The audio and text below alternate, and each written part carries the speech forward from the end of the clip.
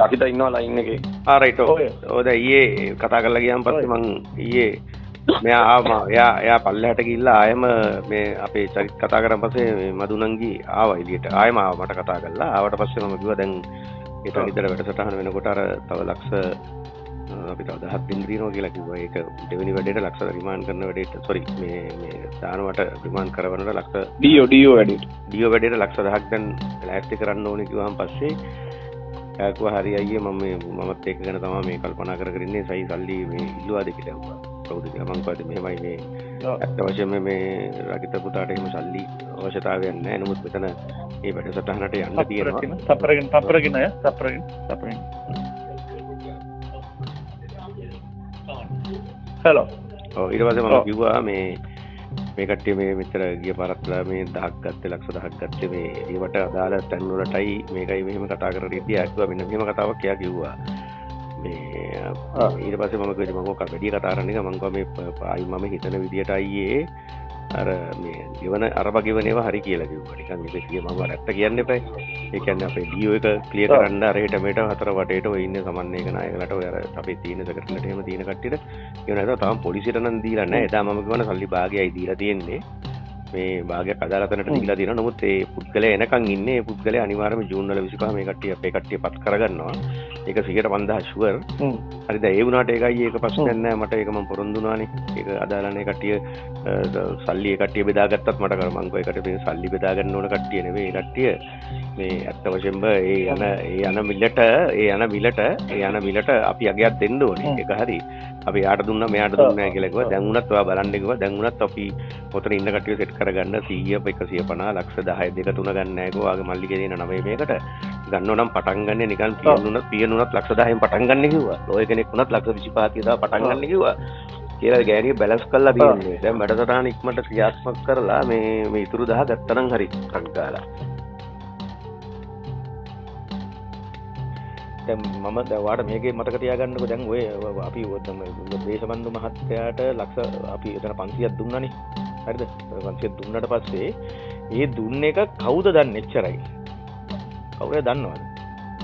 ඔයාගේ පැත්තෙන් හරි කවුරුද දන්නවද? එකම පුද්ගලෙක් දන්නවා. ඒ කමන්නේ යාද නැහැ. ගමන් නැද්ද ඒක? කවුරුත් දන්නේ නැහනේ. එච්චරයි. නෑ. දැන් මෙයා කියන දැන් පොලිස්පතිතුමා ඇවිල්ලා තියෙනවා. දැන් චරිත්ගේ යාළුවානේ පොලිස්පතිතුමා. දැන් ඉන්න දේශබන්දු මහත්තයා. ඉතින් චරිත්ගේ අතේ ඉන්නවා නම් චරේ ඇයි මේක කරන්නේ නැත්තේ? ඇයි මේක පරක්කු කරන්නේ නැත්තේ? අපිට නඩු පරක්කු කරන්නේ. දැන් කිව්වේ ඊයේත් මම කිව්වා මම දේශබන්දු මහත්තයාගේ නමක් මම ගෑවුවේ නෑ. ඇත්තටම වැඩක් නෑ ගාලා. ඒක මොකද දේශබන්දු මහත්තයාගේ ඇග්‍රීමන්ට් එක තියෙන වත් එක්කනේ. තේරෙනවද? මම කිව්වා නම් ගියේ ඔයා මරන්න නැතුව ජීවත් වෙන්නේ අද වුණත් දේශබන්දු මහත්තයාට. ඒතර දේශබන්දු මහත්තයාට උකට සල්ලි දුන්නේ ආ මරන්න නැතුව ඉන්න කියලා. කියලා මං කිව්වා මම දන්නේ නෑ. ඔයා ඉස්සලාම කතා අපිව කියන්න ඕනේ නෑ නේද? එයාට කියන්න ඕනේ නෑ සල්ලි දුන්නේ. ඒක තමයි මාත්‍යාට කිව්වේ. දැන් ඒ කෙනෙක් දන්නවා කියන්නේ රකිත විතරක් දන්නේ. රකිත විතරක් දන්නේ. නෑ. රකිත කරන වෙන පිට මිනිස්සු දන්නවද වාගේ කවුරු හරි? පොලිස් මිනිස්සු කවුරුත් දන්නේ නෑ. ඒ වෙලාවෙ එතන හිටපු තව අනිත් පුද්ගලයා දන්නේ. එච්චරයි. එයාගේ කටින් හරි මෙහෙම ගිහිල්ලා තියෙනවද? ඔයා සල්ලි දුන්නේ යාට කියලා. නෑ. ඒගොල්ලෝ කවදාවත් පුද්ගල පුද්ගලව හඳුනන්නේ නෑ. දන්නේ නෑ. කවදාවත් කතා කරන්නේ. ඒක දේශබන්දු මහත්තයා කතා කරා. ඔව් දේශබන්දු මහත්තයාගේ කෙනෙක්ද? එහෙම නැත්නම් ඔයාගේ හිතවතෙක්ද? දෙන්නගෙම හිතවතෙක්. අරනද? ඔය මේමයි අර ප්‍රශ්නේ කවුරුත් ඔක්කොම බෝලේ පාස් කරනවා. ඒ කට්ටිය කියනවා මේ මෙතන මේ නංගිට කියලා තියෙනවා මේ සල්ලි ඔක්කොම ඔයාට දුන්නා කියලා. රකිට. මොක? මේ ඉන්නකො මේ නංගිට පොඩ්ඩක් ඉන්න. මේ වෙච්ච දේ අහන්න පොඩ නංගි කතානේ අරුණ ඔයා කිව්වේ මෙයා කවුද කියලා මෙයා ලෝයි කෙනෙක් නෙවෙයි. හෙලෝ කොහොමද?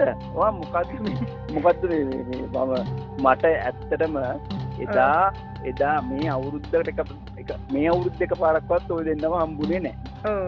එදා මම කිව්වා හෙලිය මට කතා සල්ලි ටික ගත්තම අය හම්බෙන්න ආවේ නෑනේ රකිට. කෝටි 10ක් මෙහෙන් අරගෙන ලක්ෂ 200ක් ලංකාවෙනුත් අරගෙන අද වෙනකන් කිසිම දෙයක් කරලා දුන්නේ නැහැ. දැන් ඔයා ඔහොම කියනවා. එතකොට දැන් ඒගොල්ලෝ එයා දැන් මම රකිට කතා කරාම චරිත් කතා කරාම කියන්නේ දැන් කට්ටිය 3 දෙනා එකට එකතු වෙලා වැඩේ කරලි ඉවරලා බෙදාගත්ත විදියට තමයි කතා කරන්නේ. නෑ මම ඒකයි කියන්නේ දැන් මං කලින් කතා කරලි ඉවරලා කිව්වා සල්ලි ටික දීලි ඉවරලා මේක ප්‍රශ්නයක් නැත්තරම් ප්‍රශ්නයක්. අපෙන් කෝටි 12ක් අරගෙන ඉන්න නම් හම්බ වෙන්නේ නැහැ ඉතින්. අද නැතත් හෙට නැතත් අනිවාර්යෙන්ම අපේ සල්ලි දීලා දැන් අපි ඔයගොල්ලන්ගේ ආව වඳින්න වෙලා තියෙන්නේ ඉතින්. අද අපේ දවස හොඳ නැති වෙයි හෙට හොඳ නැති වෙයි උනාට තව අවුරුද්දකින් හරි අපිටත් හරියයි. ඔව් අරගොල්ලෝගේ ෆෝන් එකකටවත් ඒගොල්ලෝ ෆෝන් ආන්සර් කරන්නේ සල්ලි අරන් ගියාම යාර බුද්ධික යවනවා බොරුවට බුද්ධිකව යවනවා මේ හැමදාම විසිට් එකට. දැන් ඔය ඔයත් හිටියනේ එතන අපි මන් ඩීල් එක කතා කරගත්තේ ඒවත් ළඟ හිටියනේ අයියේ මම පුතාවත් එක්කන් ඇවිල්ලා මුන් රටේ නැති බොරු ටික කියලා ඔකුන් කටවල් වල දාන්න ඕනේ මහගෙඩි. දේශබන්දු රච්චර දෙනවයි කියලා කිව්වා ටිරාන්නලස්ට මෙච්චර දෙනවයි කියලා ඉවරලා කිව්වා. මට ඕනම වෙලාවකට මේ මුංගෙන් උදව් වැඩකුත් නෑ ඔකුන් වැඩකුත් නෑ ඔකුන්ට වැඩිය අපි ජෙන්මින් ඔයාට පුළුවන් නම් කියලා ඉවරලා නිකන් ප්‍රශ්න ඇති කරගන්න නැතුව ඉන්න කියලා ඉවරලා ලක්ෂ 150ක් අයියට දීලා තියෙනවා. මං කෝටි 12ක් දීලා ඉවරලා මට ලක්ෂ 150ක් කරා යන්න ඇගේ අමාරුවක් නෑ. ඔයා මෙතන ඇවිල්ලා කිව්වෙත් නෑ. ඔයා මෙතන කිව්වෙත් නෑ. චරිත් ඇවිල්ලා දාපු නලු ටෝක් එක දාලා මෙන්න එළියට ගිහලා ටිරාන්නලස් මහත්තයත් එක්ක කතා කරනවා කියලා ඔයා ඔකට සම්බන්ධ නැහැ. ඇත්තම මම දන්නවා. ටිරාන්නලස් මහත්තයත් එක්ක කතාව මම දන්නේ නැහැ. මම එකක් කිව්වා මේ නංගිට. මේ නංගිලාට ගැරන්ටි දුවා මේ හරි ලෝය කෙනෙක් ගත්ත සල්ලි. මේ කට්ටිය කිව්වේ මොකද්ද? චරිත් කිව්වේ අපි දේශබන්දු මහත්තයාට කෝල් එකක් කරන් දේශබන්දු මහත්තයාට ලක්ෂ 500යි. ඔව්.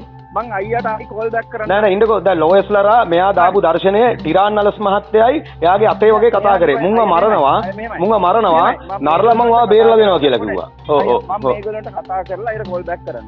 ඔය කට්ටිය මෙහෙමයි පොඩ්ඩක් කතා බහ කරලා මේ ප්‍රශ්න ඉවර කරගන්න. හරි ප්‍රශ්නේ මොකද